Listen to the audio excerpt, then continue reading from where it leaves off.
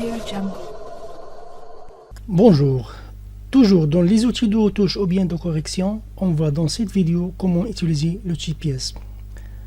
L'autre vidéo ou bien la vidéo précédente, on a vu l'outil correcteur. Maintenant, on voit l'outil pièce. On clique ici, on va sur fichier, ouvrir et on choisit par exemple celle-ci. Ouvrir. Dans l'outil zoom, on choisit adapter l'écran. Voilà. On veut éliminer cette cicatrice là. Pour cela, on clique sur notre outil pièce. Comme vous voyez, il y a ici normal ou bien content aware.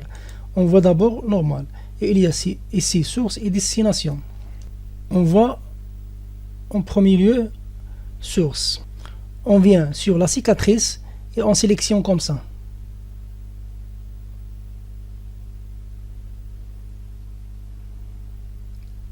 Voilà. On glisse sur une partie où il n'y a pas de cicatrice, comme ça.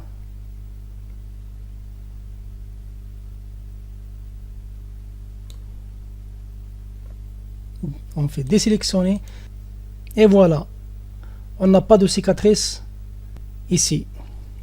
C'est un très bon outil. Il y a un autre mode, c'est le mode destination. On fait l'inverse de ce qu'on a fait avant. On revient à l'image par défaut. Ici. On réduit. Toujours normal. Et maintenant, on choisit le cas destination. On fait le contraire. Avant, on a glissé la cicatrice vers la zone qui n'a pas de cicatrice.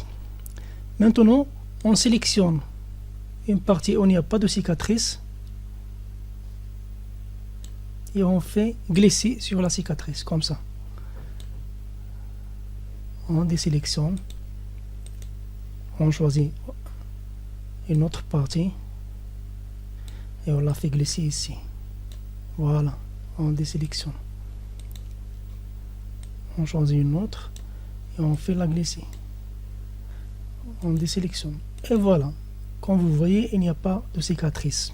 On peut aussi utiliser ces icônes-là. Ici, l'ajout de sélection, s'extrait de la sélection et l'intersection. On a vu le cas normal.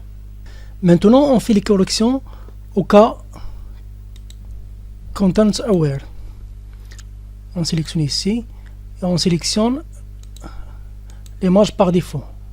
On réduit. Voilà, c'est la même chose. Mais, par exemple, lorsqu'on sélectionne la cicatrice comme ça